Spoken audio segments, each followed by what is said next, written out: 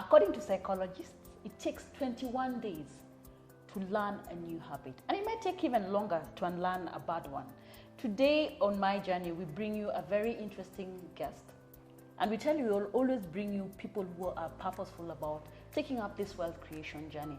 And she's gonna talk exactly about that.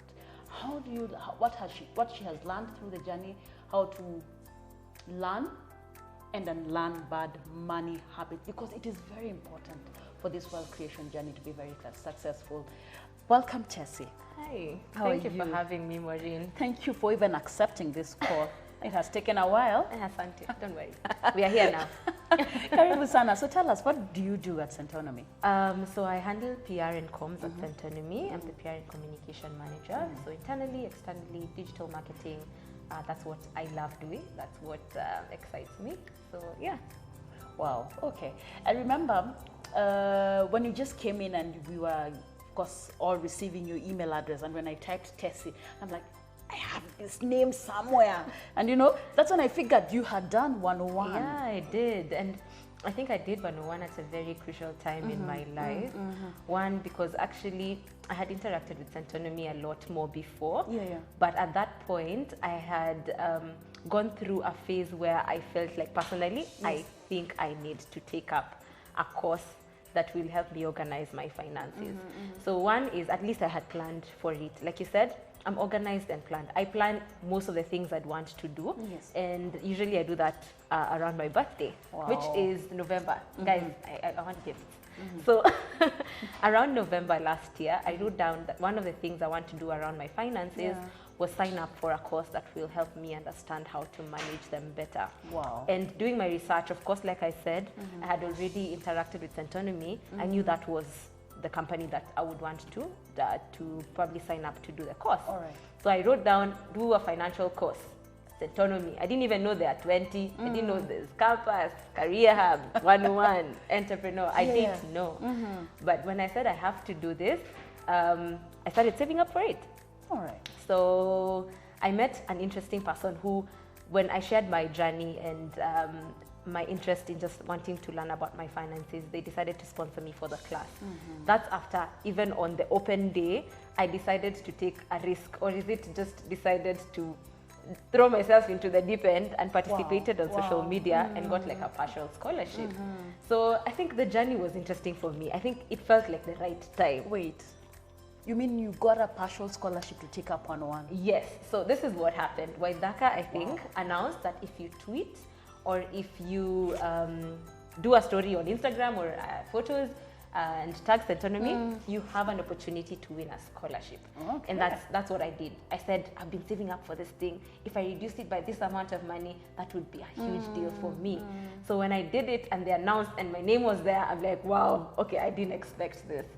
Then that person who had been pushing me and is my mentor to take up the class said, I have seen the effort you have made to save and to you even, you know, work for that scholarship. I'm going to pay for this class. So honestly, that for me was just an amazing motivator to come and do the class. So then I did. I came for 101. One of the few classes was write down where you think your money goes. And trust me, Maureen, I was sad. Sad, because I realized I used to live live beyond my means, and it wasn't big things. It wasn't a tea, buying a car, buying clothes. It was the little things. I love coffee, so I used to spend a lot of time out, either with my friends or alone. But I realized, even when I did my spending tracker, it was way overboard. So I was wondering, where is this extra money coming from? So when I sat down and I realized I used to ask my mom for money all the time, and I realized, I've been spending my money, finished, ask my mother for money, and it wasn't for investing, for proper things. Coffee, meeting my friends, I don't know, things that were not really adding value to me. So when I did my spending tracker, that's one of the things I realized. Living beyond my means. I never used to track my spend. So of course I used to spend money on things that don't really add value. I mean, people say, guys from the lakeside spend thrift. I promise you guys. You can say that again. Me, I am. I used to be. It was bad.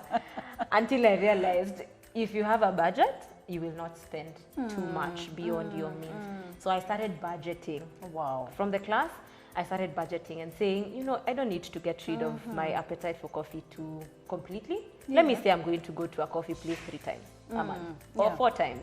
That means I'm still enjoying what I like and I'm staying within budget.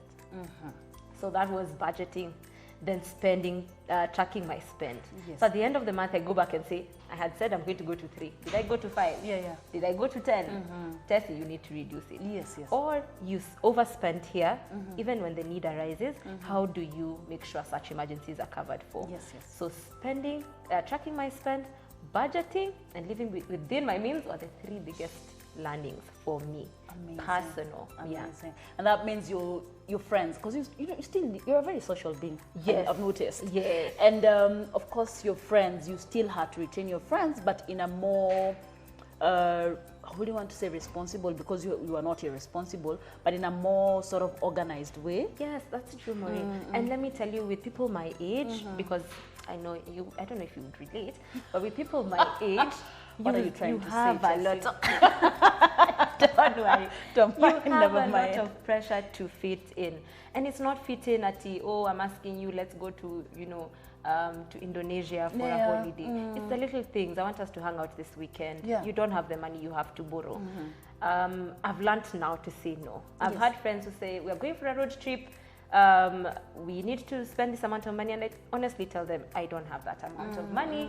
I know I'm gonna miss out, you guys just enjoy. And I plan for maybe 1 road trip when I can afford it.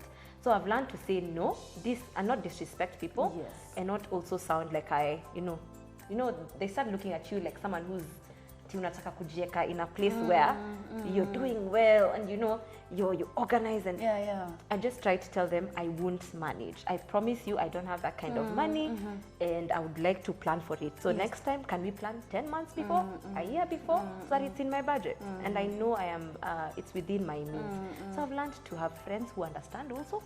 So now they know I can't come today and tell Tessie, tomorrow we are going to Diani. She'll say no. No, exactly. Yes.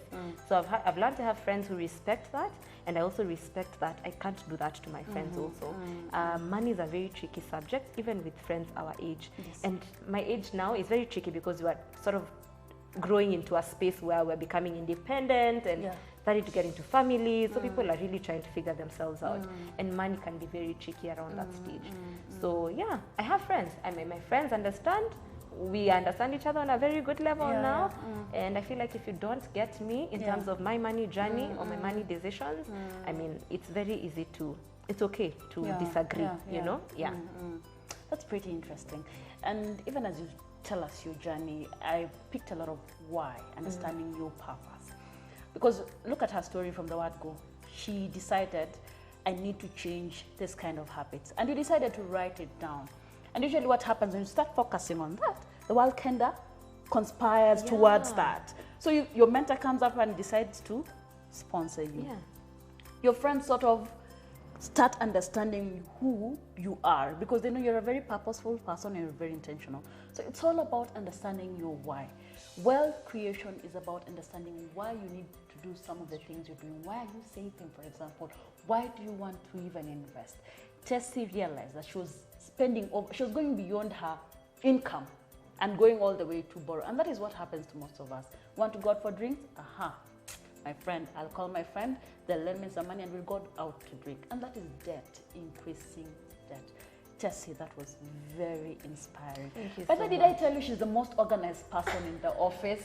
And did I even tell you that every time something new comes up, she's always the first person to tell us? Tessie, you're such a resource into my life. Just give me a hug. Thank you. Thank you so much for having me. All right, karibu sana, and I wouldn't mind having you over again. I'll definitely come. All right, if you have a bad habit, can you just comment down there? If you want us to tackle any subject that might be interesting to you, just put it down there. We'll get somebody who will be able to help you out in that. Centonomy is about transforming people's mindset. This is Maureen for you. See you next Saturday on My Journey.